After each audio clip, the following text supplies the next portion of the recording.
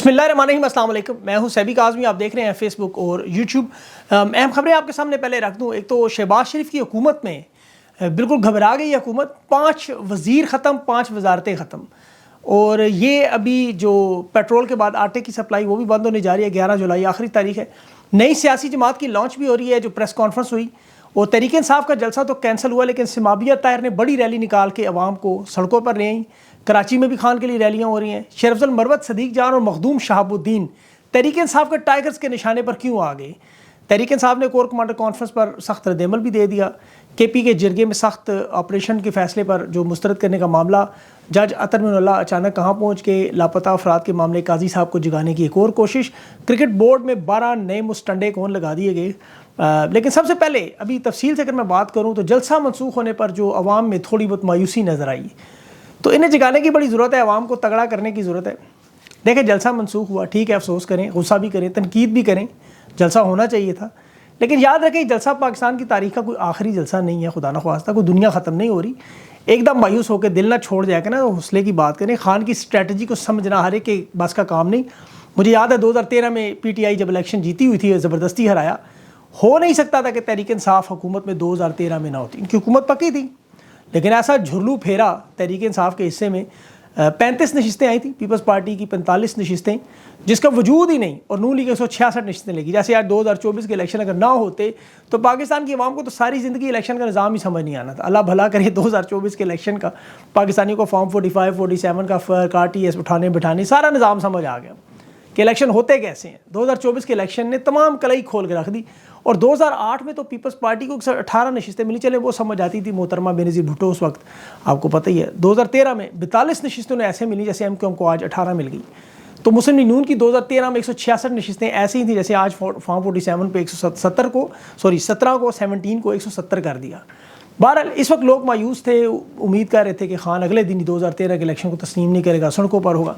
इमरान खान ने 13 महीने कानूनी दरवाजे खटखटाए 4 हल्के खोलने के लिए। जायज़ मुतालबा, आम हालात में इलेक्शन कमीशन को मुश्किल काम नहीं, कमेटी बैठा के 4 हल्के खोल देते, दूध का दूध पानी का पानी। लेकिन ऐसा नहीं हुआ। उन्हें पता था कि 166 नशिस्तें 2 नंबर निकल आएंगी, जिस तरह आज नून लीग का हाल है।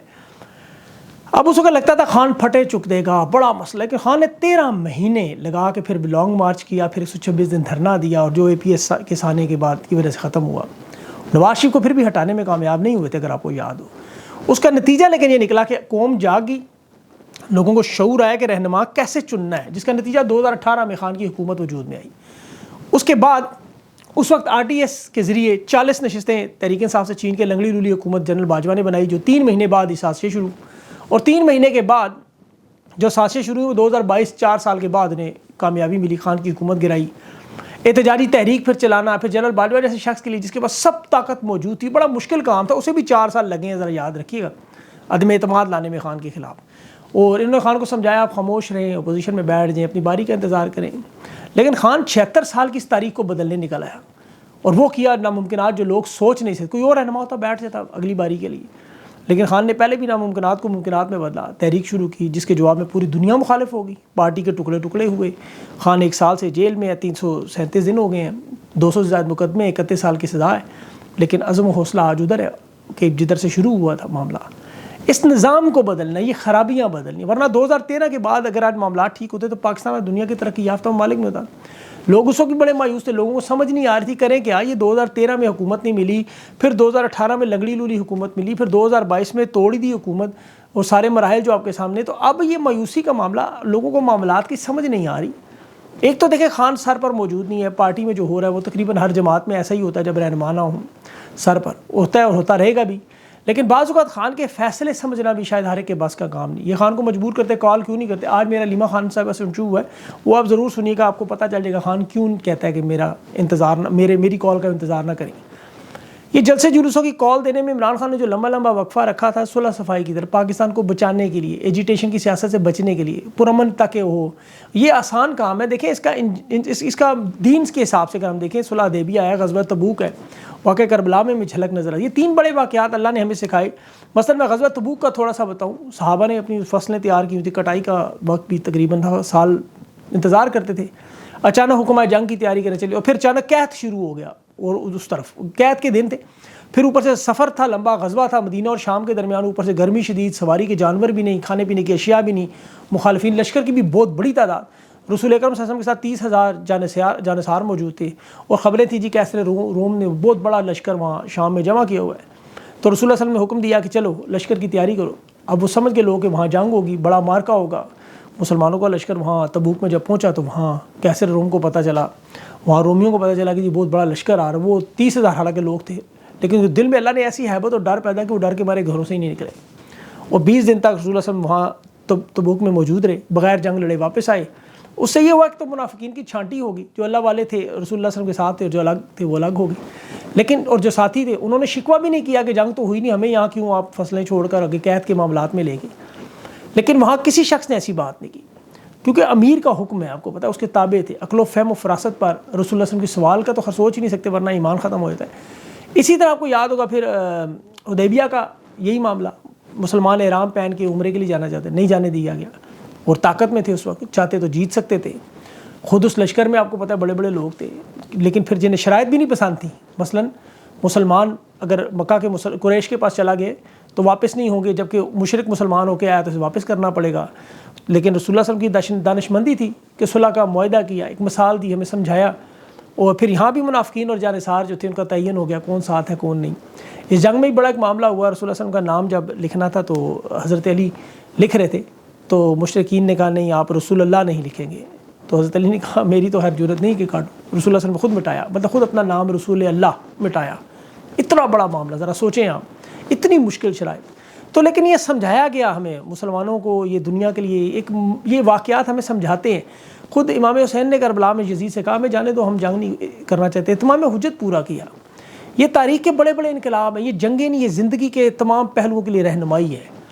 اب ایک طرف آپ کو پتہ ہے وہاں لاکھوں لوگ، ایک طرف 72 لوگ، اب یہ جنگیں تو تھیں نہیں، یہ سیکھنے کے لیے تھا کہ مشکل اوقات میں مایوس نہیں ہونا۔ ان مثالوں سے اللہ نے، اگر اللہ آپ کو ان مشکلات میں ڈالے گا تو ان میں کرنا کیا ہے، شکر ادا کرنا ہے، صبر سے ان حالات کا مقابلہ کرنا ہے، اور جب لازم ہو جائے قربانی دینا تو قربانی دینی ہے۔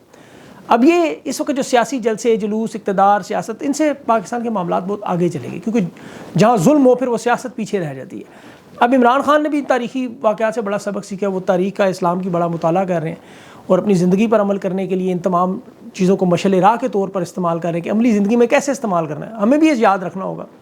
اب دو باتیں خان کی بھی مجھے یاد ہے، ایک تو شہباز گل کو جب اٹھایا گیا تھا، جسٹس زیبا چودھری جو ڈیوٹی میجسٹریٹ تھی، اس کی عدالت میں ریمانڈ ہوا، جسے خان نے کہا تھا اقتدار میں آؤں گا تو قانون کے کٹہرے میں لاؤں گا، جو کیس تو ہی نہیں پڑ گیا زیبا۔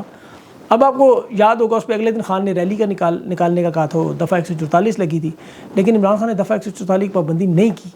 لیکن جب 25 مئی کا لانگ مارچ لے کر اسلام آباد پہنچے اور پتہ چلا لوگوں کے پاس اسلحہ موجود ہے، خون خراب ہوگا، خان نے وہ فوراً کینسل کر دیا۔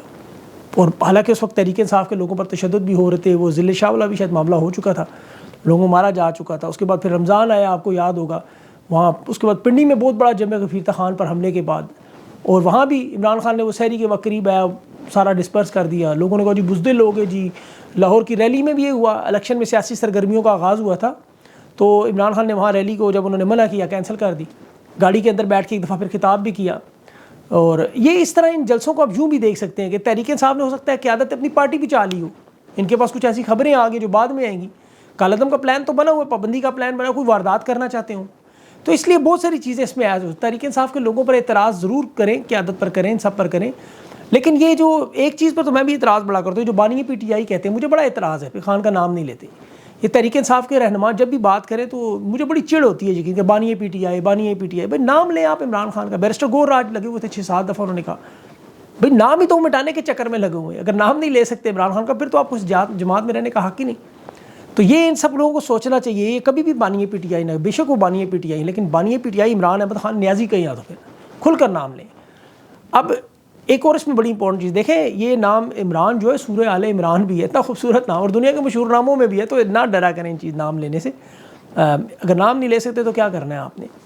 دوسرا ایک معاملہ جو تحریک انصاف کے لوگوں کی نشانے پر صدیق جان، جس نے قیادت پر بڑی سخت تنقید کی، اور جواب میں بڑا ہیوی قسم کا، تگڑا قسم کا تحریک انصاف کے نوجوانوں کی طرف سے صدیق جان پر غصہ آیا، کیونکہ اس نے ان قیادت کو 3-4 لاس بھی کیا۔ لیکن دیکھیں صحافی کا کام ہی ہوتا ہے تنقید کرنا اور تعریف کرنا، صرف تعریف کرنا تو مراسیوں کا کام ہوتا ہے، گوبر کو حلوہ بنانا۔ اب یہ ان چند لوگوں پر ہی رہنے دیں تنقید کرنا کوئی بری بات نہیں ہے، بزدل، کمپرومائز، اس طرح کی چلیں الفاظ سے تھوڑا سا چناؤ سے احتیاط کریں، لیکن اکثر و بیشتر میں بھی غلطی سے کہہ دیتا ہوں، لیکن سب جانتے ہیں کہ مقصد یہ نہیں ہوتا، مقصد ان لوگوں کو سمجھانا ہوتا ہے، اور اس میں کوئی دو رائے نہیں۔ صدیق جان ایک بڑا زبردست صحافی ہے، اس کی تنقید اور تعریف دونوں معنوں کو آپ کو سمجھنا چاہیے۔ اگر وہ سخت بات کر رہا ہے تو اس کا مطلب وہ آپ کا ہمدرد ہے، جسے انگریزی میں ٹف لو بھی کہتے ہیں، تو اسے فوراً ذاتیات پہ لے کے اس کی ذات کو ہٹ کرنا جی کہ وہ اسٹیبلشمنٹ سے ملا ہوا ہے، وہ لیٹ گیا ہے، وہ سو گیا ہے، وہ الٹا ہو، یہ پتہ ہے ایسی فضول جو باتوں سے کوئی فائدہ نہیں ہے، سب کو پتہ ہے وہ کن حالات میں کھڑا رہا۔ اب مخدوم شہاب الدین کا بھی میں دیکھ رہا تھا، اس کے بھی انٹرویو کا ایک سیاق و سباق ہٹا کے انہوں نے مطلب وہ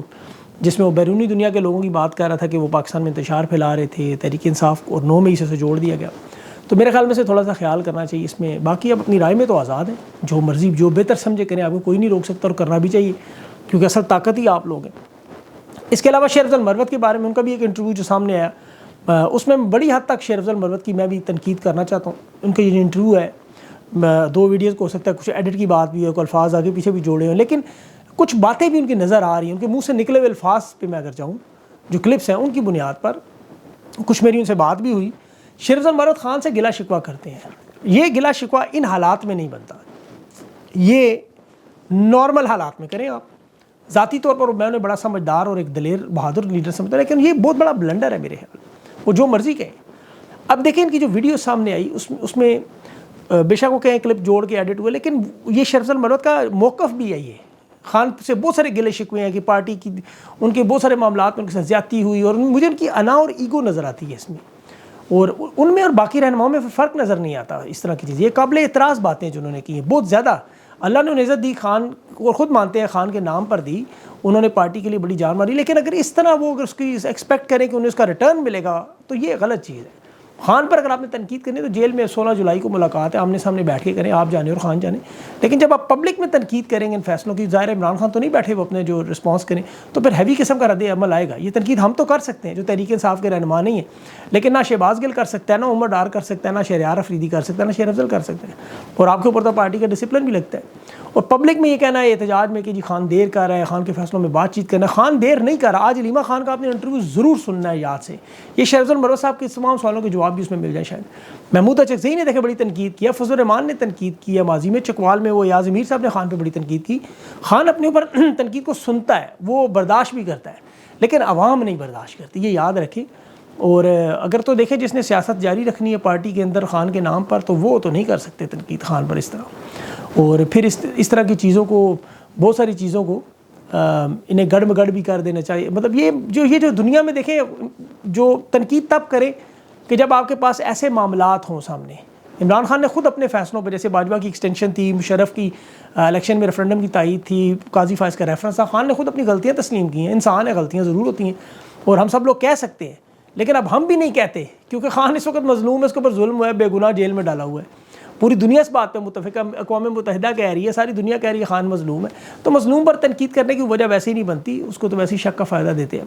بہرحال مروت صاحب کو اپنا اس پہ محاسبہ کرنا چاہیے، اگر انہوں نے اس سیاست کرنی ہے تو میرے خیال میں ان کو طرز عمل کو ٹھیک کرنا ہو، ورنہ انہیں سیاست چھوڑ کے وکالت کرنی چاہیے، میرا ذاتی خیال ہے۔ اس وقت بڑی مشکل میں ہے پارٹی بھی اور لوگ بھی، اور یہ اس وقت حکومت کو کمزور کریں، جہاں دیکھیں 5 وزارتیں اڑائی جا رہی ہیں، انفارمیشن ٹیکنالوجی، IT، دنیا پوری IT پہ چل رہی ہے، وہ وزارت ہی ختم کر، نہ بانس نہ رہے نہ بانسری، سوشل میڈیا پہ قبضہ، اور دنیا کی جو بڑی بڑی ایپس انہوں نے بند کر دی، اور آپ کو پتہ ہے پتھر کے دور میں ویسے ہی بھیج رہے ہیں۔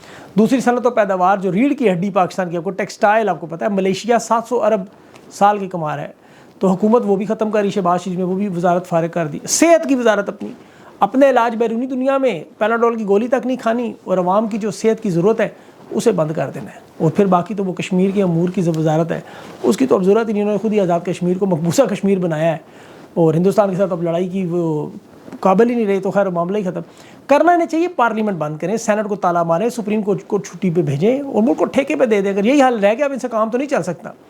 اور جو وزیر اعظم صاحب ہیں ان کے اپنے حالات ہی ہیں کہ دیکھو ان کے اوپر وائف سٹیلر کے الزام لگ رہے ہیں کہ وہ اپنے افسران کی بیویاں مطلب چوری کر رہے ہیں، خدا مطلب کیا بندہ کہ یہ بات۔ ابھی ایک بیرون ملک ایک افسر کی بات تھی کہ وہ بیرون ملک اپنی مسز کو پہلے ہی بھیج رہے ہیں کہ شہباز شریف کی نظر نہ پڑے۔ اس وقت حالات ان کے یہ ہیں، ملک کے حالات دیکھیں، یہ حکمران شکاری بنے ہوئے ہیں اور ملک اس وقت شکار کا ماہانہ آمدنی سے زیادہ بل ہے، وقت ماں باپ کے پاس دوائی کے پیسے نہیں، 2 وقت کی روٹی مشکل ہوئی ہے، اور یہ آپریشن کی تیاریاں بھی ہو رہی ہیں، یہاں عوام کو ویسے ہی آپ کو پتہ ہے تباہ و برباد کیا جا رہا ہے۔